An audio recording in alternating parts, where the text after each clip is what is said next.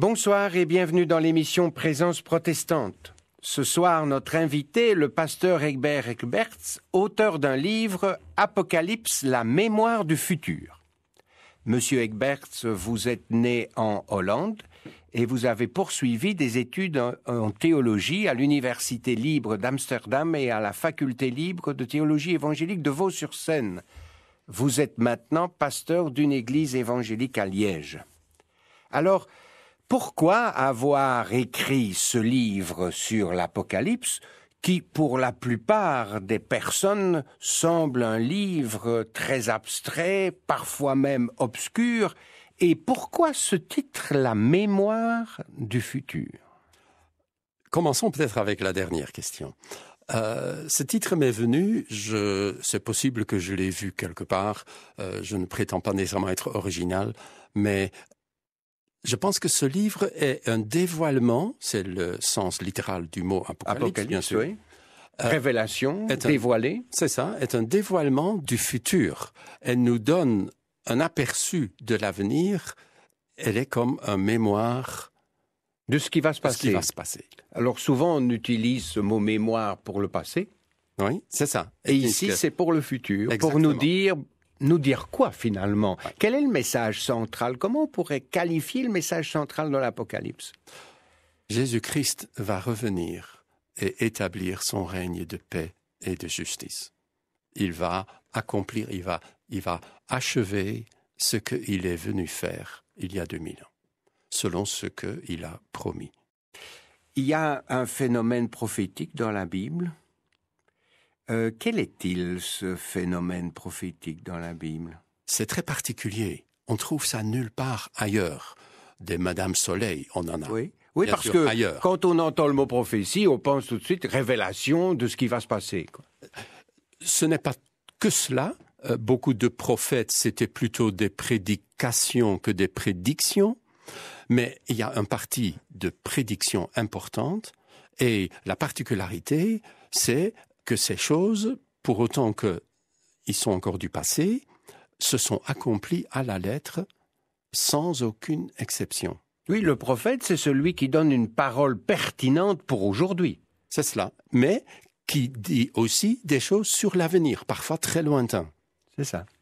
C'est un visionnaire. D'ailleurs, en hébreu, c'est le visionnaire. Oui, le voyant. Le voyant, oui, tout à fait. Et il devait être très prudent. Être faux prophète en Israël n'était pas bien vu. On pouvait être lapidé pour cela. Oui, tout à fait. Dites-nous, on veut s'approcher par exemple de ce livre de l'Apocalypse. Qu'est-ce qu'il faut absolument savoir? Par où commencer? Je dis souvent, le livre de l'Apocalypse a une particularité. C'est le dernier de la Bible. Lisez d'abord le reste. Ne commencez pas avec l'Apocalypse parce que vous êtes curieux et que tout le reste, ça ne vous intéresse pas. Vous allez passer à côté. C'est pas possible. Ensuite, commencez. C'est la cerise sur le gâteau, alors, on pourrait dire. Oui, c'est l'accomplissement. C'est l'aboutissement, c'est là où cela arrive, c'est là où l'histoire se dénoue. Et commencez à lire le livre. Le livre de l'Apocalypse est ce livre qui est unique dans la Bible parce qu'il y a une bénédiction particulière qui est annoncée dès le début du livre pour celui qui lit ce livre. Ne commençons pas par nous dire « ce livre est trop compliqué ». Et à chercher midi à 14h, lisons tout simplement. Mais c'est un livre symbolique. Il me semble qu'il y a beaucoup de symboles. Qu'est-ce que vous en pensez? Je ne suis pas sûr du mot « beaucoup ». C'est évident qu'il y a des symboles. La particularité des symboles dans l'Apocalypse, c'est qu'ils sont expliqués.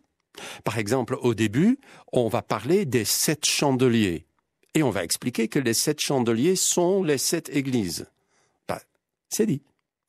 Jésus est appelé l'agneau et le lion. Mais c'est assez clair qu'il parle de Jésus. Satan est appelé le serpent ancien. Le lien est donc fait avec l'Ancien Testament. La symbolique est expliquée. C'est ça. Donc, tout est révélé en quelque sorte. Pas tout. Parce qu'il y a des particularités.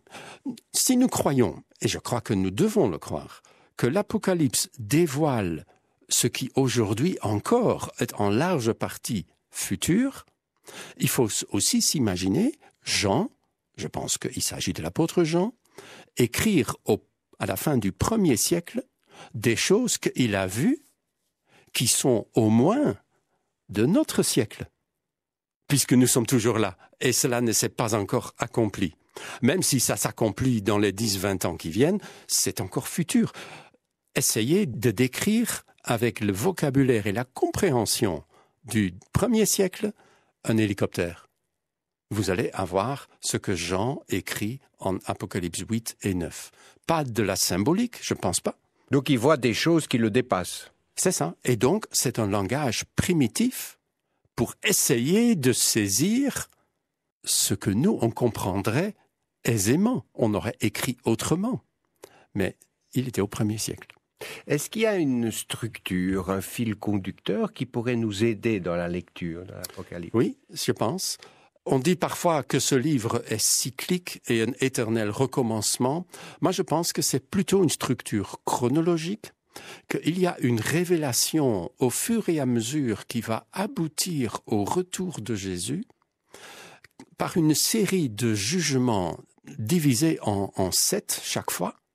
7 sceaux, puis 7 trompettes, puis 7 coupes, et interrompu... 7 étant un chiffre hautement symbolique. C'est bien sûr un chiffre hautement symbolique. Mais pas pour dire que ce n'était donc pas 7 jugements. Oui. Symbolique ne veut pas dire que ce n'est pas réel. Symbolique veut dire qu'il y a une charge supplémentaire. Une charge supplémentaire, qu'est-ce que vous voulez dire? Ça veut dire que le symbole ajoute autre chose au contenu. Par exemple, Satan est décrit comme un dragon. Il est Satan. Le mot dragon ne veut pas rien dire. Il veut dire que Satan est comme ça, comme un dragon. C'est une image. Terrifiant. C'est une image qui décrit une réalité. Mais qui décrit une réalité.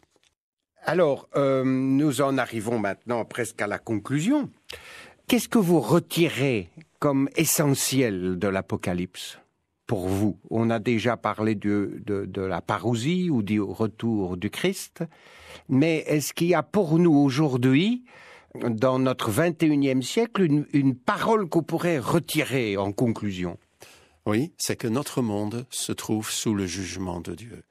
Ça paraît très vieillot de dire cela, mais c'est pas vieillot. Oui. Mais ça fait peur, ce jugement, ou bien ça ouvre sur quelque chose de positif. Je pense que ça doit faire peur.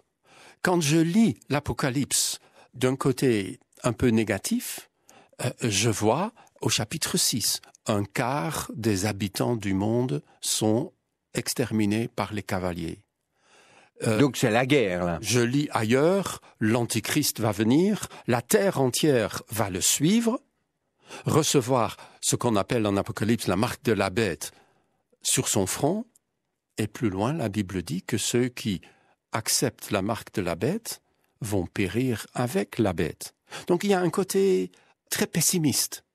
Un chemin difficile à suivre, plus que difficile, une pensée qui nous perdrait. Je dirais qu'il y a là un peu l'image que Jésus dit dans une de ses prédications, l'image du chemin large et du chemin étroit.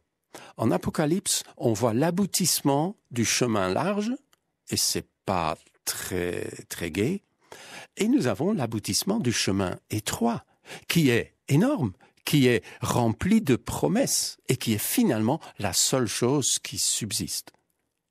En tout cas, merci. Est-ce que vous pouvez nous dire comment trouver ce livre pour continuer cette réflexion? Vous n'êtes pas le seul à avoir écrit sur l'Apocalypse. Beaucoup, il y en a beaucoup, mais c'est une pierre à ajouter à notre réflexion. C'est cela. Donc, il a été édité par les éditions Oasis, et si on tape édition Oasis, on va trouver ce qu'on cherche. Il est disponible par Amazon dans la plupart des librairies chrétiennes. En tout cas, Monsieur Egberts, merci de votre passage et bonne route à vous. Merci beaucoup. Que vienne le Fils de l'homme dans notre monde troublé, et que nous relevions la tête. Vienne le jour, Seigneur, de ton retour. Fais naître un germe de justice et remets-nous sur tes chemins. Rallumons-nous le désir d'un monde plus fraternel et réveille notre espérance. Que vienne le Fils de l'homme et qu'il apaise nos peurs, pour que jamais nos bras ne tombent. Délivre-nous, Seigneur, de la frayeur. Fais naître un germe de justice et remets-nous sur tes chemins. Rallumons-nous le désir d'un monde plus fraternel et réveille notre espérance. Que vienne le Fils de l'homme, fait qu'il nous trouve debout, prêt à prendre avec lui la route. Nous t'attendons, Seigneur, vienne ce jour. Fais naître un germe de justice et remets-nous sur tes chemins. Rallumons-nous le désir d'un monde plus fraternel et réveille notre espérance. Vous pouvez réentendre la réflexion du pasteur Egbert Egberts à partir de son livre Apocalypse, la mémoire du futur. Vous pouvez réentendre cette interview sur Oview et aussi sur notre site www.aprt.be. Je vous signale que le dimanche 22 mars, à 15h en l'église Saint-Pierre à Woluwe-Saint-Pierre, il y aura un concert belgo-syrien, Chant d'espoir, au profit de Maison d'espoir et de Solidarité Orient. Je vous souhaite une bonne soirée.